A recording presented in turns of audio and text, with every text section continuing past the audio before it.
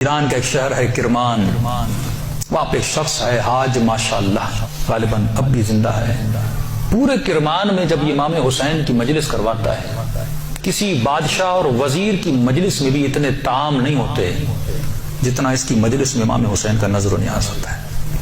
ہمارے ایران کے استاد کہتے ہیں کہ جب میں ان سے ملنے گیا اور اسی نیت سے ملنے گیا کہ پوچھوں تو صحیح آپ کے پاس اتنا پیسہ آتا کہاں سے کہ آپ امام حسین کے اتنے سفرے اور اتنے طعام لگاتے ہیں۔ جب ملنے گیا تو کہا کہ ایک بوڑھا سا تھا 70 ایئرز کا، چہرے پہ عجیب نورانیت تھی، اور بیٹھا اور مجھے کہنے لگے کہ آج تک حسین کی میں نے جب بھی نیاز کیا میں نے جیب سے ایک پائی نہیں لگائی، مجھے نہیں پتا یہ کہاں سے آتا ہے، کون دے کر جاتا ہے۔ یا آپ نے پریکٹیکلی بس امام بارگاہ بناتے وقت کس نے سوچا تھا اتنی بڑی امام بارگاہ مثلا بن جائے گی؟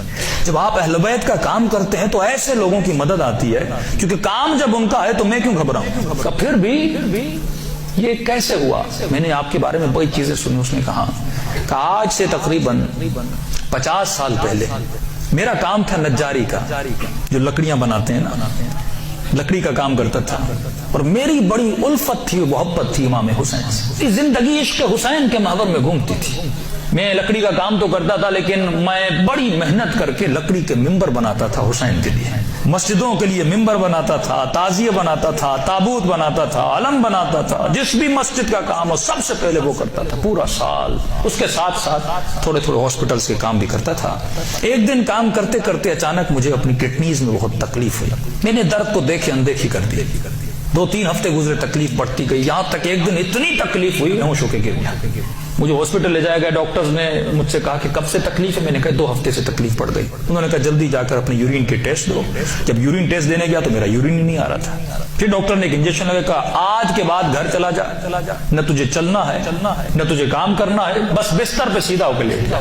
کہ جب گھر پہنچا، پہنچتے پہنچتے میرے پاؤں پھول گئے۔ اور کہتا ہے کہ مولانا اس دن کا سونا 4 سال تک میں اسی طرح بستر پہ سویا رہا۔ 4 سال تک میں بستر سے اٹھ نہیں سکا، بدن پھول گیا، نہ ہاتھ ہلا سکتا ہوں نہ پاؤں ہلا سکتا ہوں، یہاں تک کہ میں نے آنکھوں سے دیکھنا بھی چھوڑ دیا، بس مجھے کانوں سے آوازیں سنائی آتی تھی۔ کہ جب اس تکلیف میں پہنچا نا، اپنے جتنے رشتہ دار تھے سب چھوڑ کے چلے گئے۔ ایک میری بوڑھی ماں تھی، لوگ میرے قریب نہیں آتے تھے کہ یہ بیمار ہے اس کے قریب نہیں جاؤ، لیکن میری بوڑھی ماں میری خدمت کرتی رہی۔ ماؤں کی قدر کرو جب تک زندہ ہے، زندہ نہیں ہے نا تو کم از کم ہفتے میں ایک بار قبر پہ ضرور جایا کرو۔ مرنے کے بعد بھی ماؤں کی دعائیں بچوں کو ضرور لگتی ہیں۔ کہ اس ماں نے میری خدمت ایسے کی جیسے میں بچہ تھا۔ کہ ایک دن مجھے ہو گئے ہاسپٹل آنا جانا، بدن بہت پھول گیا، کھال بالکل نرم ہو گئی۔ کہ ہاسپٹل لے جایا گیا، ڈاکٹر نے جب مجھے پلٹا تو میری پیٹھ پہ کیڑے پڑ چکے تھے کیونکہ بدن نرم ہو چکا تھا۔ میری ماں ڈاکٹر کو کہتی تھی بیٹے کو پانی پلاؤں، کہتا تھا نہیں، بس چمچ کو گیلا کر کے اس کی زبان پہ رکھو۔ کہا 4 سال میں نے وہ پیاس چکھی جس کو سوچ کے میں حسین پہ روتا تھا۔ شدت پیاس میں میں نے بس دل میں نے حسین حسین حسین کو پکارا، اپنے آقا کو۔ میں نے امید نہیں توڑی، حسن ظن تھا میرے آقا حسین پہ۔ بس یہی کہتا تھا مولا میں آپ کے ممبر بناتا ہوں، مولا میں آپ کے تعزیے بناتا ہوں، مولا مجھے یقین ہے کہ آپ مجھے ضرور بچا لیں گے۔ کہ جب آخری دن ہاسپٹل میں گئے تو ڈاکٹر نے میری ماں کو کہا بس یہ چند دن کا مہمان ہے، اسے گھر لے جاؤ۔ کہ یہ میں نے آواز سنی اور سنی تو میں رو پڑا۔ کہ امام حسین 4 سال سے آپ سے امید لگا کر بیٹھا، مولا کیا آپ کا عاشق اسی طرح مر جائے گا؟ دنیا کیا کہے گی حسین کے ممبر بناتا تھا، حسین نے اسے شفا ہی نہیں دی۔ کہ میری ماں نے گھر کے سرداب میں لا کر مجھے سلا دیا۔ کہ وہ دن تھے محرم کے دن، پہلی محرم ہوئی، میری ماں نے جلدی جلدی گھر میں صفائی کرنا شروع کی اور نیچے آئی کہنے لگی میرے لال محرم شروع ہو گیا ہے، اب میں تجھے حسین کے حوالے کرتی ہوں، میں جاتی ہوں مجلس سننے۔ کہتا ماں یہ کہہ کر چلی گئی، اس سرداب میں سو رہا تھا۔ 4 محرم کی رات آئی، آج بھی اس کا گھر موجود ہے، سب کچھ ہے۔ 4 محرم کی رات آئی، میں نے دیکھا کھڑکی سے ایک پرندہ اندر آیا۔ کہتے تب تک کان کام کرتے تھے لیکن جیسے یہ پرندہ آیا میری آنکھوں نے دیکھنا شروع کیا۔ لیکن یہ عجیب کبوتر تھا، اس کے 3 پر تھے، سفید تھا، سبز تھا اور لال پر تھا۔ میں نے زندگی میں ایسا کبوتر دنیا میں کہتا میں نے نہیں دیکھا، پنجے اس کے لال تھے۔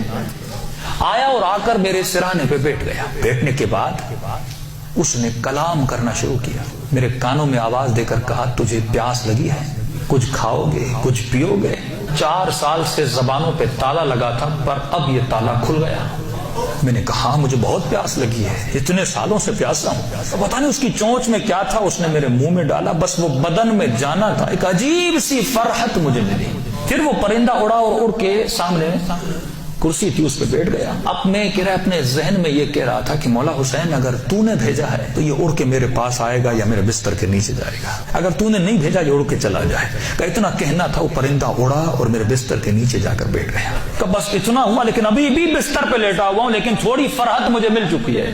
اب سوچ رہا ہوں یہ پرندہ کون ہے, کہاں سے آ رہا ہے. اتنے میں صبح ہوئی, میری ماں نیچے سرداب میں آئی اور اس کے ہاتھ میں رومال تھا. پہلے زمانے میں جب لوگ روتے تھے تو ایک رومال رکھتے تھے. کہ جلدی دوڑی آئی اور گیلا سا رومال تھا, اس نے اس رومال کو میرے اوپر نچوڑنا شروع کیا. تو میں نے کہا کہ اماں یہ کیا ہے؟ کہا یہ حسین کے غم میں جو آنسو بہائے نا تیرے بدن پہ مل رہی ہو تاکہ خدا تجھے شفا دیتے.